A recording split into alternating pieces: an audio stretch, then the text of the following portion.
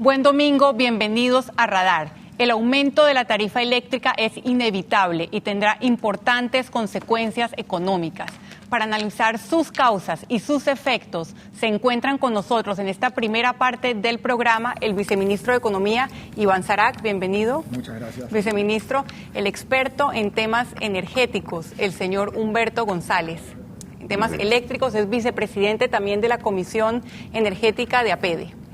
Y también el señor Gabriel Díez, que es expresidente del Consejo Nacional de la Empresa Privada, CONEP. Bienvenido. Gracias por acompañarnos, señor viceministro. Ustedes han comunicado al país que aquellas personas que no necesitan el subsidio van a dejar de recibirlo, pero el país sigue esperando cuál será ese porcentaje de aumento en la tarifa eléctrica. Bueno, mira, son varios temas. Y es curioso que todo se esté reduciendo a cuál va a ser la eliminación del subsidio.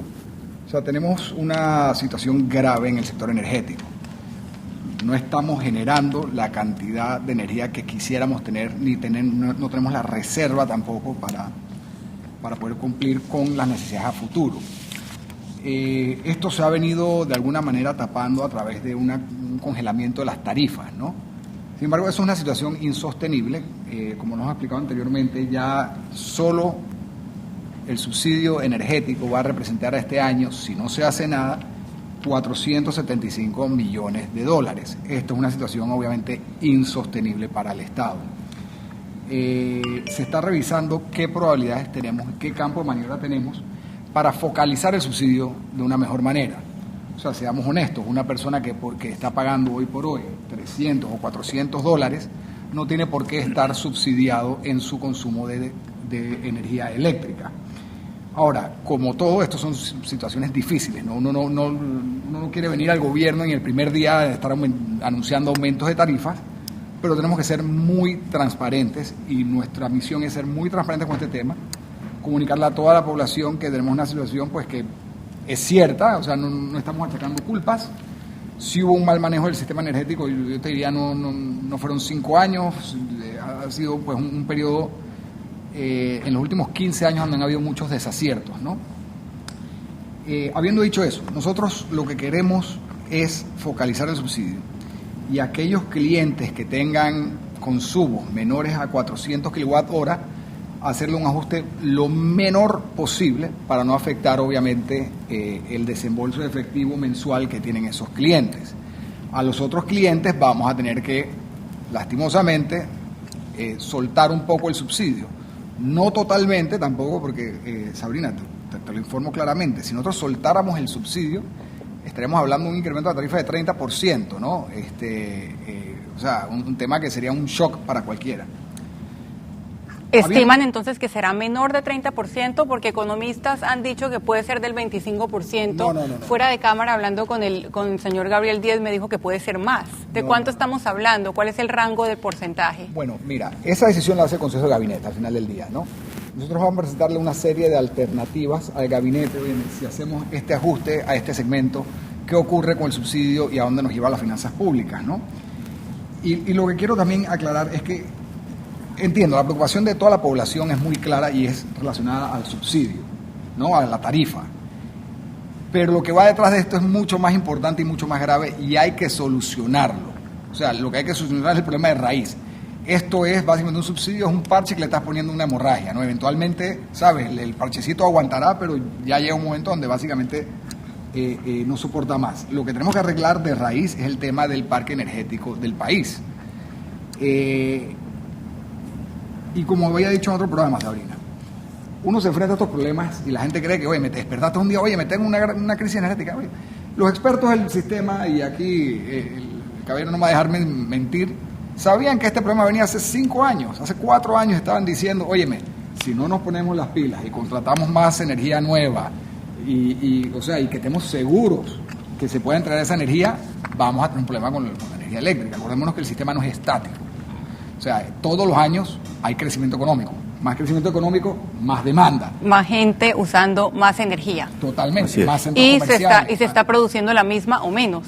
No, se va aumentando la generación, pero ya cuando, digamos, tú tienes una base que son las hidros, ¿no? Después las hidros empiezas con algunas empresas, con una empresa que genera con base de carbón. Después de eso con algunas que generan con búnker. Y después de eso las que generan con diésel. Las que generan con diésel son más caras. Y eso lo sabemos todos. Claro. Bueno, todos los que estamos involucrados en el sector.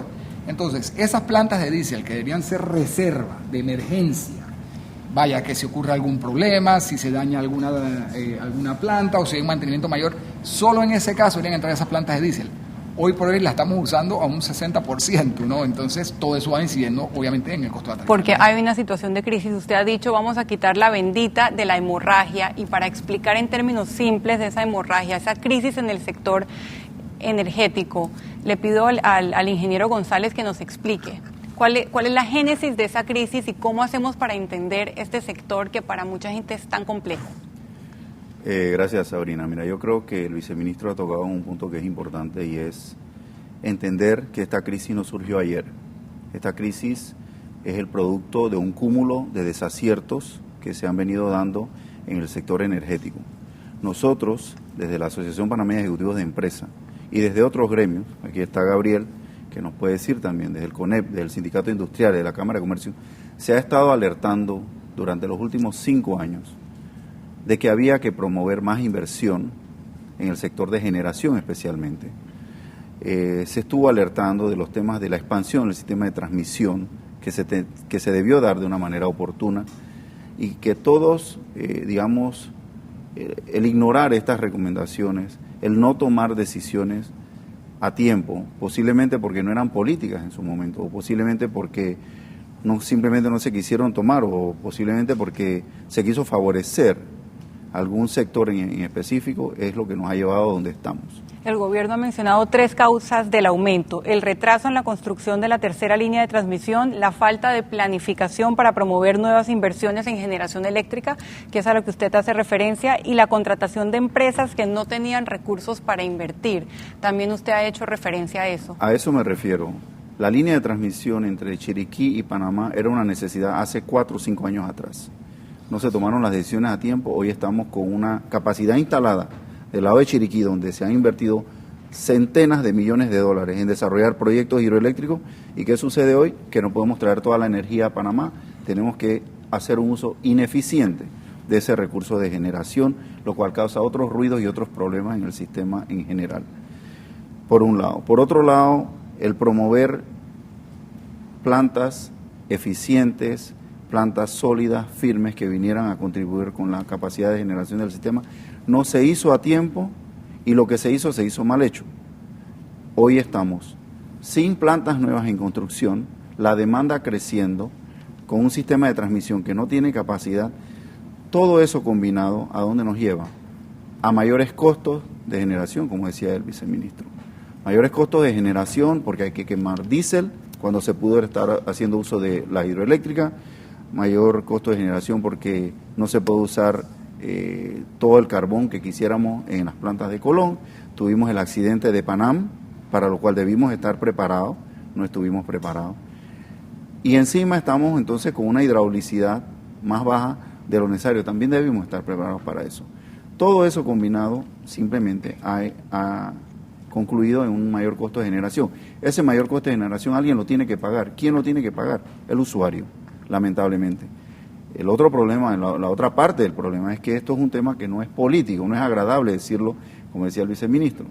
No es agradable decirlo, pero hay que decirle a la ciudadanía la verdad. Estamos en una situación preocupante, pero más allá de eso, nosotros desde los gremios lo que estamos alertando en este momento es que este problema no es de este año, ni del año pasado solamente. Ni de hace 5 años tampoco. Este es un problema que va a durar por lo menos 2 o 3 años si no se toman las medidas a tiempo y rápidamente.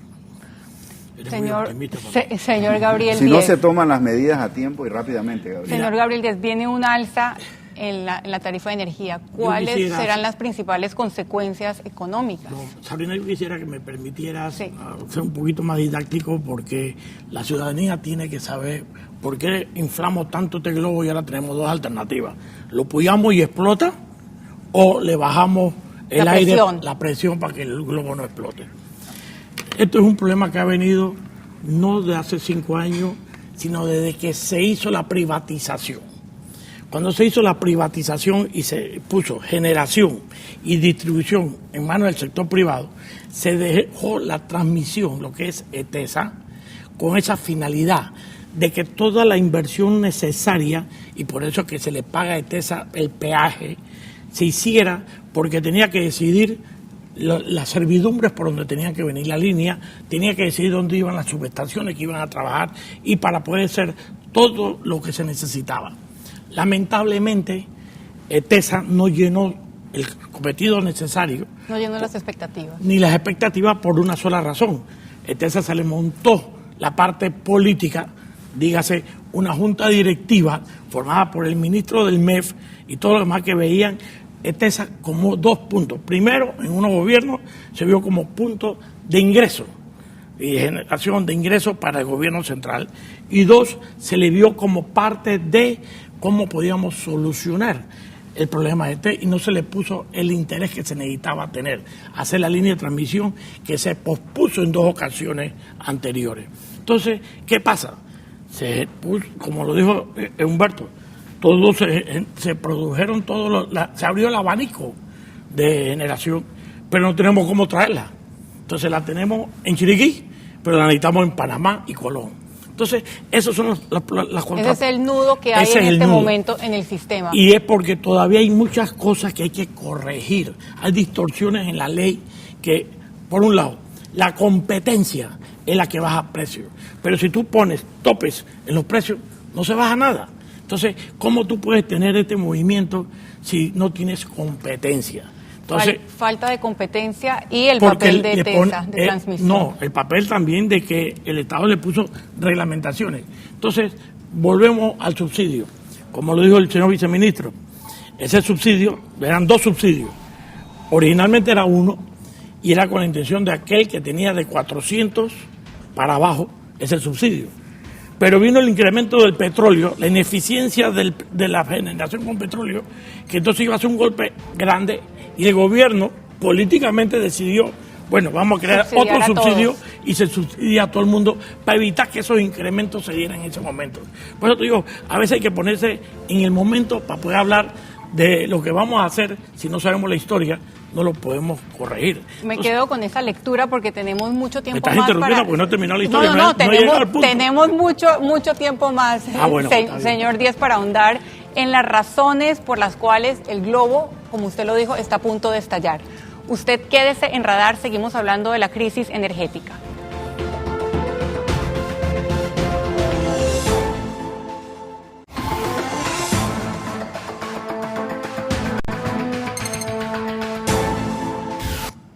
Seguimos en Radar hablando de la crisis energética y del inminente aumento en la tarifa eléctrica y hemos tenido diferentes interpretaciones de la génesis de este problema. Señor viceministro, su visión de lo que ha dicho Humberto González y también el señor Gabriel Díez. Las comparto totalmente. ¿Ustedes van a tratar el problema de raíz? No, totalmente, es que no hay otra manera. No hay otra manera de tratar este problema si no es solucionando la raíz. Además de eliminar parte del subsidio, ¿qué otras acciones tienen en mente en la Comisión de Gobierno que va a tomar parte en este tema? Bueno, varias cosas, y sí me gustaría mencionar un tema que mencionó el ingeniero sobre la tercera línea de transmisión. El atraso en la tercera línea de transmisión significa que nosotros tenemos que pagar como Estado a aquellas empresas que están generando y que no pueden traer la energía hasta Panamá. Sí.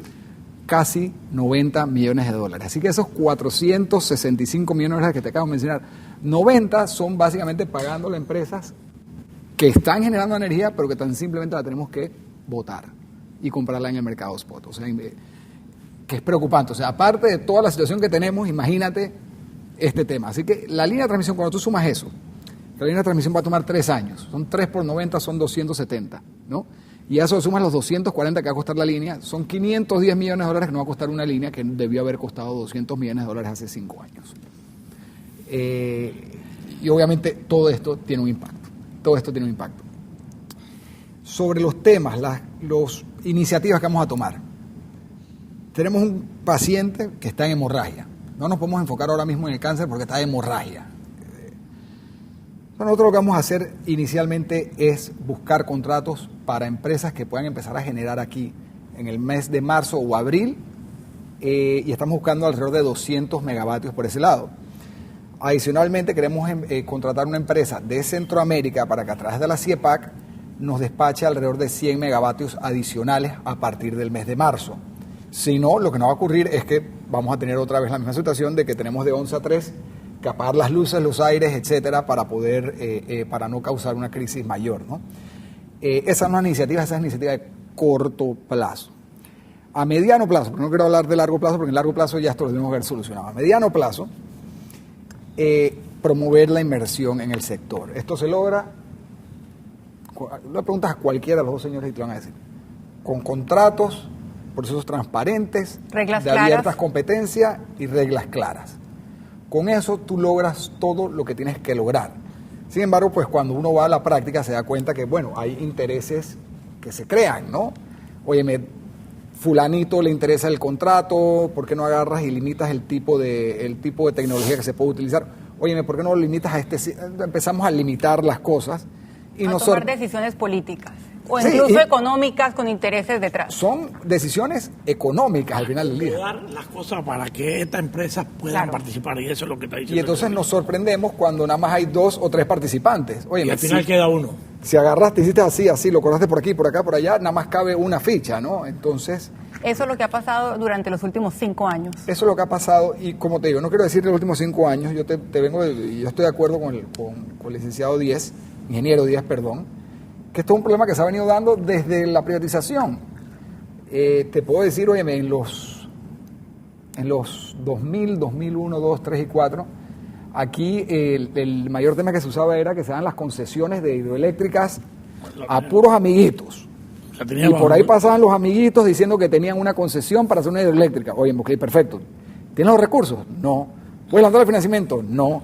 ¿Tienes experiencia construyendo eléctricas? No. Pero eres mi amigo, te lo ganas. Pero eres mi amigo, te lo ganas. Pero te puedo vender una concesión. Pero te la puedo vender, entonces, en efecto. Se acapararon concesiones. Además de hacer las cosas correctamente, ustedes van a denunciar en la medida en que encuentren este tipo de irregularidades. Mira, varias cosas. Nosotros tenemos que entender, al final de cuentas, cada vez que se firma un contrato, es un contrato con la nación y por ende con el Estado. No es un contrato con el gobierno entrante ni el gobierno saliente. La realidad del caso es que nosotros tenemos que respetar los contratos que se han adjudicado. Empezar ahora a revisar los contratos, a decir que si el proceso fue o no fue transparente, lo que vamos a hacer es empeorar la situación.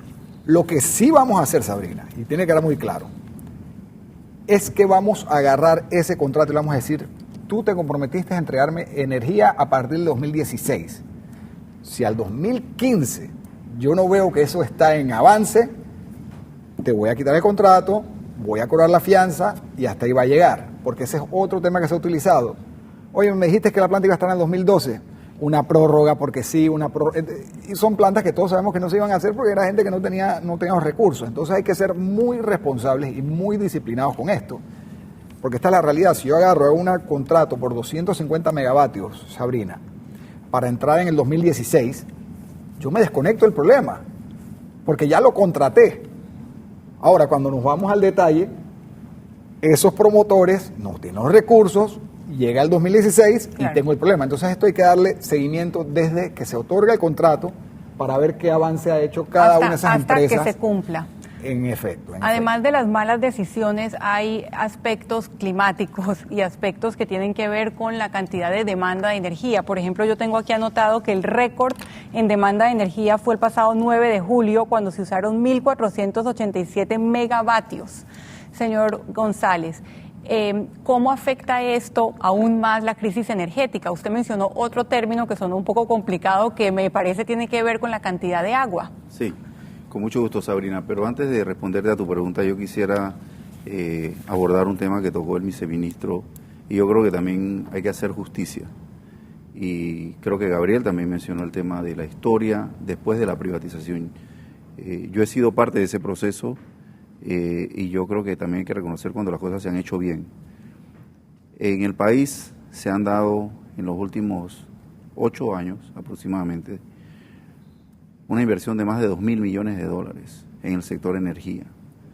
¿Por qué se dio esa inversión? Porque en un momento, alrededor de 2006, se tomaron decisiones correctas, que fue promover licitaciones que fueron transparentes, que propiciaron contratos de largo plazo, con plazo suficientemente largo para que un inversionista pudiese financiar inversiones multimillonarias en hidroeléctricas, y gracias a eso se han construido ya en el país cerca de 600 megavatios y hay en proceso de construcción otros 500 megavatios que van a entrar en operación durante lo que queda de este año y en el año que viene. Entonces no todo ha sido malo. No todo ha sido malo, se puede mejorar siempre, por supuesto, pero definitivamente yo sí necesito ser justo en resaltar que en los últimos 5 años no se ha hecho nada. En los últimos 5 años no se ha propiciado el inicio de construcción de ninguna planta importante en este país que vaya a ayudarnos a abastecer la demanda en el futuro inmediato y de largo plazo. Pero volviendo a tu pregunta, sí, los temas climáticos también nos afectan. Estamos viviendo el cambio climático, a raíz de lo cual tenemos mayores temperaturas durante los días. La gente usa etcétera. más aire acondicionado. Por supuesto. Además de eso, nos estamos acostumbrando todos a niveles de vida, de confort más altos, lo cual es bueno. Yo creo que la aspiración de toda sociedad debe ser siempre mejorar. Yo recuerdo cuando era muchacho, aire acondicionado solamente tenían los ricos de este país o la clase media alta. Hoy en día usted ve aire acondicionado hasta en el interior de la República, en los pueblitos, la gente con su airecito, lo cual es bueno y a mí en lo personal me llena de satisfacción porque veo que nuestra sociedad está evolucionando y mejorando su calidad de vida. Pero eso requiere mayor inversión. La gente al tener ese recurso lo utiliza y con el cambio climático, las altas temperaturas que tenemos, el uso es más intenso. Usted mencionó hace un momento que el 9 de julio tuvimos el récord de generación. Le actualizo que ya ese récord se rompió, ya estamos rozando los 1.500 megavatios en demanda en el día de ayer y se prevé que para marzo de este año posiblemente estemos en 1.650, marzo del próximo año, posiblemente estemos en 1.600, 1.650 megavatios.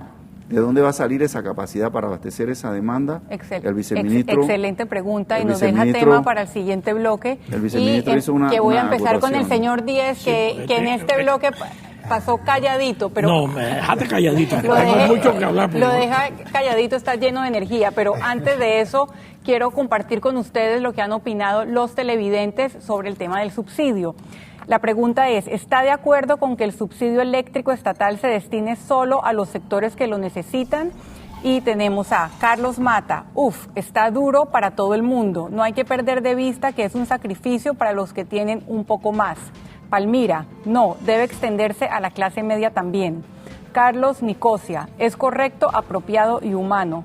Marcia, todos lo necesitamos, sobre todo los jubilados, bajen el costo del kilovatio. Irina, no, ¿acaso el gobierno es solo para los pobres y la clase trabajadora que se mate trabajando? Todos tenemos iguales derechos. Carlos Robles, estoy de acuerdo. Lo que no estoy de acuerdo es que hay déficit de 300 megavatios y ahora inventen 120 los 65 y aumento en las becas universales. Eso también nos va a poder responder en el siguiente bloque el viceministro de Economía. Usted siga en Radar.